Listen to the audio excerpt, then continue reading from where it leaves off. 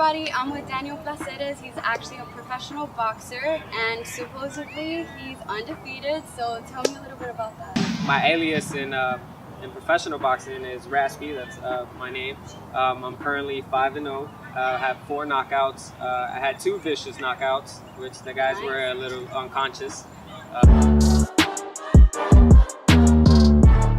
I've fought in 2 countries, 2 separate countries. I've also traveled up the states to Minnesota to fight. Usually I'm on the road. What countries did you go visit? I fought in Mexico and I also fought in Dominican Republic twice. And you said that you knocked out unconsciously too? So far. So far. I look forward to do that a little more often. People like knockouts and that's what I like to deliver. So. Wow, you definitely deliver a show. That's what it sounds like.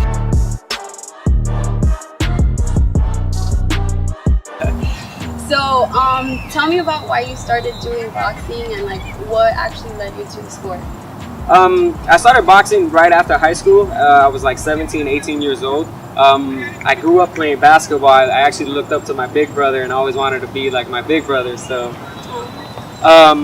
so I walked into a boxing gym, and ever since I walked in, seeing the rumblings of the speed bag and seeing the guys hit the heavy bag, and I never left. I stayed, and here I am 12 years later.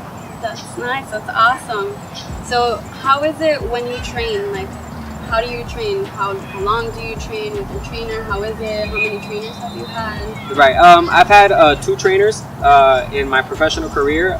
For my pro debut, I had my current trainer, which is Dave Pena. And for my last 4 fights, I had a longtime trainer, which his name was Mauro Fernandez, and he was my manager at the time. Danny's a good fighter. Danny's but Danny can get better. Danny's got a lot of power, a lot of technique, a lot of great footwork. One thing that I like about Danny, he's got great footwork. He just needs an opportunity, and this is what he's not getting. When he gets it, he's focused and he trains and he does the things that he needs to do to get his mind right. So basically, there's always room for improvement, but he's good. He just needs a chance. Always, always. There's always room for improvement in anything in life that you do. It doesn't matter, but sometimes you don't get the opportunities. So what was it that made you go professional? After my amateur career, which was very brief, I got married, and then I got divorced. I have a 6-year-old son, and I gained a lot of weight. I was like 196 pounds. Wow. Yeah, and people would tell me, you're not gonna do this, and no way you're ever gonna turn pro. And you were boxing the whole time? I was staying in the gym, but as I was staying in the gym, I wasn't active enough to fight, or losing weight or anything. I wasn't dieting like you're supposed to. So I did gain a lot of weight, but I was still active. And then once it took me about a year to drop all that weight. And then when I turned professional, everybody was like, wow. It was always my dream when I walked into a boxing gym, because once you put on a pair of boxing gloves, you get this urge of you just bravado that you just want to prove yourself for everyone and stuff like that. So always chase your dreams and always do it.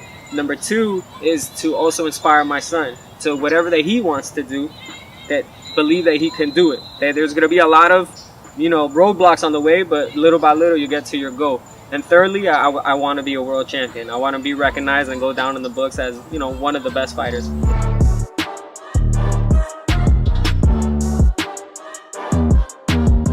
Alright, so tell me about the people that have reached out to you and ventured off with you and try to get things going with you. Most recently, the person that has reached out to me, actually his trainer did, is Pedro Diaz. He reached out to me so I could join the camp of Guillermo Ringondia to help him for his big fight against Lomachenko, which is one of the most anticipated fights of the year. Other fighters that I've worked with, currently next week, actually a friend of mine that's from Australia, I worked in his camp, Dennis Hogan. He's a really good fighter. He's fighting for a world title eliminator. I've worked with world title challenger Joandri Salinas, also in camp with a former world champion, Richard Abril, and many more that I could continue naming and naming. Another famous one that I can name is Yerokis Gamboa, the Cuban fighter. I've helped him also prepare for his fights. So you seem like you've had a lot of success in the business. So how come you haven't gotten signed yet? Have you been I don't know, just what's been going on. The hard part about me starting my career and people in the business actually putting belief in you is that I don't have an intensive amateur career. Well, with that being said, if you don't have an intensive career, they don't want to invest in you. So what happens to guys like me is that we have to come up the hard way.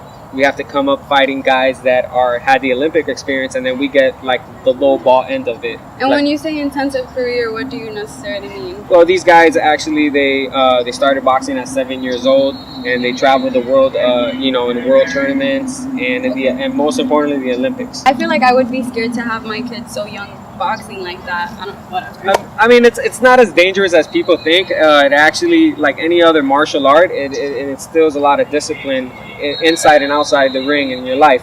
You have to live a certain lifestyle in order to be a successful fighter. Yeah, true. You have to live the life you want, basically. Right. The other aspect of the business is a lot of managers or people that pretend to be managers, they try to lowball you, or they try to sign you deals where they actually legally bind your hands with them. So I cannot ever throw a punch if I don't get an authorization from them to get a fight. Yeah. So you have to be very, very careful who do you actually give your hands to actually, excel your career. Yeah, that's true. So I'm assuming that's happened to you, that you called someone out and they're just completely like, no. Most recently, I had a fight offered to me. Albert Bell and his promoter, Vic Green, he called me back and he told me, do you want the fight? I talked to my trainer, and 2 seconds later, we were like, yeah, we want the fight. And then they were like, well, there's not enough video on this guy. We don't know if you want to fight him. And then he ended up not wanting to fight.